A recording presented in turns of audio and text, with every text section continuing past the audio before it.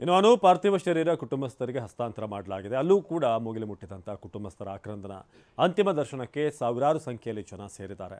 ಮಾಜಿ ಸೈನಿಕರು ಸೇರಿದ ಹಾಗೆ ಜನಪ್ರತಿನಿಧಿಗಳು ಭಾಗಿಯಾಗಿದ್ದಾರೆ. ಜನರನ್ನ ನಿಯಂತ್ರಣ ಮಾಡೋದಕ್ಕೆ ಪೊಲೀಸರಲ್ಲಿ ಹರಸಾಹಸ ಪಡಬೇಕಾಯಿತು. ಕೆಲವೇ ಕ್ಷಣಗಳಲ್ಲಿ ಅನೂಪ್ ಪೂಜಾರಿ ಅಂತಿಮ ವಿಧಿವಿಧಾನ ನಡೆಯಲಿದೆ. ಉಡುಪಿಯ ದೃಶ್ಯಗಳಿವು. ಮುಗಿಲು ಮುಟ್ಟಿದಂಥ ಕುಟುಂಬಸ್ಥರ ಆಕ್ರಂದನ. ಸಾಕಷ್ಟು ಜನ ಅಂತಿಮ ನಮನ ಸಲ್ಲಿಸೋದಕ್ಕೆ ಅಲ್ಲಿಗೆ ಆಗಮಿಸಿದ್ದಾರೆ.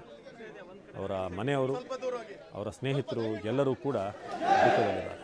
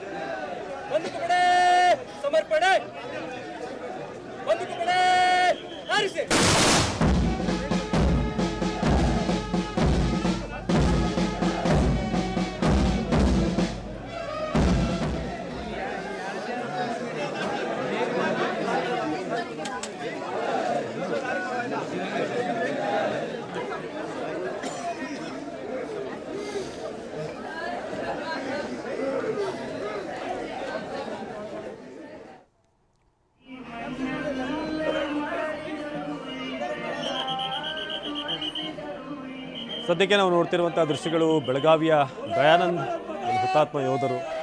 ಅವರ ಅಂತಿಮ ಯಾತ್ರೆ ದಾರಿಯುದ್ದಕ್ಕೂ ಕೂಡ ನೀವು ಕಟ್ಟಡಗಳ ಮೇಲೆ ನೋಡಿದ್ರೆ ಪುಷ್ಪವೃಷ್ಟಿಯ ಮೂಲಕ ಅಂತಿಮ ಗೌರವ ಸಲ್ಲಿಸೋದಕ್ಕೆ ಅಲ್ಲಿ ಸಾರ್ವಜನಿಕರು ಕೂಡ ನಿಂತಿದ್ದಾರೆ. ಈಗ ಅಂತಿಮ ಯಾತ್ರೆ ಬೆಳಗಾವಿಯಿಂದ ದಯಾನಂದ್ ಅಂತಿಮ ಯಾತ್ರೆಯ ದೃಶ್ಯವನ್ನು ತೋರಿಸ್ತಾ ಇದ್ದೀವಿ. ಜಮ್ಮು ಕಾಶ್ಮೀರದ ಪೂಂಚ್ನಲ್ಲಿ ಕಂದಕಕ್ಕೆ ಬಿದ್ದು ಸೇನಾ ವಾಹನದಲ್ಲಿದ್ದಂಥವರು ಇವರು.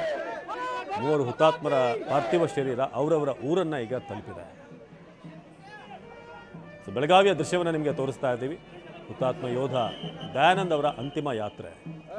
3 ಕೂಡ ಯಂಗ್ಸ್ಟರ್ಸ್, ಭಾಳಷ್ಟು ಭವಿಷ್ಯ ಇದ್ದಂಥವರು, ಕನಸುಗಳನ್ನು ಹೊಂದಿದಂಥ ಯೋಧರು. ದಯಾನಂದ್ ಅವರಿಗೆ ಸಕಲ ಸರ್ಕಾರಿ ಗೌರವಗಳನ್ನು, ಅಂತಿಮ ನಮನವನ್ನು ಸಲ್ಲಿಸಲಾಗಿದೆ.